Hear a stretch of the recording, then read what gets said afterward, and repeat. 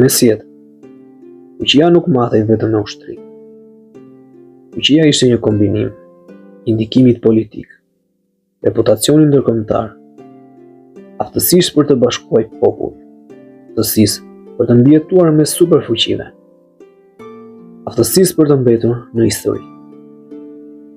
Disa kishin territore të mëdha, disa komanduan ushtri kolosale, të tjerë u bën mite pas vdekjes, por shumë pak u bën simboli i rezistencës në të gjithë kontinentin. Po du hyn Skënderbeu. Skënderbeu sundoi një territor të vogël, por fuqia e tij nuk dilte nga madhësia e tokave, po nga përmasat e ndikimit. Ai ishte një princ nga një vend i vogël ballkanik, por emri i tij ishte peshë të madhe në Vatikan, Napoli, Venedik, Hungari, Raguz, mbretëritë perëndimore që ndiqnin me frikë për parimin osman. Në një Evropë që dridhej nga kriza, luftrat dhe pushtimet. Skënderbeu pasi një figurë që pengoi për parimin e një superfuqie botërore. Dhe kjo vetë është një lloj fuqie që pak legjenda të mesjetës arritën.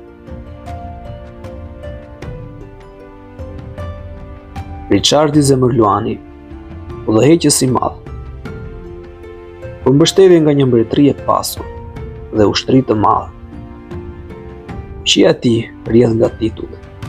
Skënderbeu, në të kundërt, ndërtoi fuqinë pas një mbretëri të madhe pas vetes. Johani, legjendare, por ndikimi i saj ishte i shkurtër në kohë. Miti i saj zgjati disa vite. Skënderbeu ndikoi në politikën evropiane për çerek shekull. Vlad Dracula, i përfolur, i frikshëm, por i paqëndrueshëm politikisht. Sundimi i tij u ndërpret disa herë. Skënderbeu ruajti pozicionin e tij deri në fund të jetës, pa u thyer nga brendësia. Janos Hunyadi, një figurë madhështore, por emri i tij në dokumentet e kohës shpesh vendoset bashkë me Skënderbeun si dy pengesat kryesore ndaj osmanëve në Evropë. Dhe shumë kronistë të huaj e vendosin Skënderbeun në nivel të barabartë, ndonjëherë edhe më lart, pikërisht për shkak të vazhdimësisë së rezistencës së tij. Ndoshta fuqia më e madhe e Skënderbeut nuk ishte politika, as armata, as aleanca.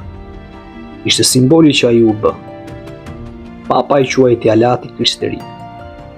Kronistët italianë e cilësuan muri i hekur të Evropës.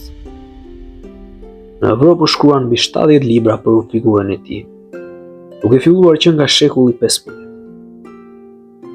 Fuqia e një njeriu matet edhe nga mënyra si e sheh botat. Dhe bota e mesjetës e pas Skënderbeun si një figurë të jashtëzakonshme. Ai ishte më i fuqishëm se Richardi, ai ishte më i fortë se Vlad Dracula, ai ishte më legjendar se Hunyadi. Secila figurë ka fuqinë e vet. Por asnjë nga legjendat mesjetare nuk ka atë që kishte Skënderbeu, me kombinim të qëndresës së gjatë, reputacionit evropian, tësisë për të bashkuar një popull të ndarë dhe ndikimit të drejtë për drejtë në ndalimin e një perandorie. Ato 4 elementë së bashku e bëjnë Skënderbeun unik.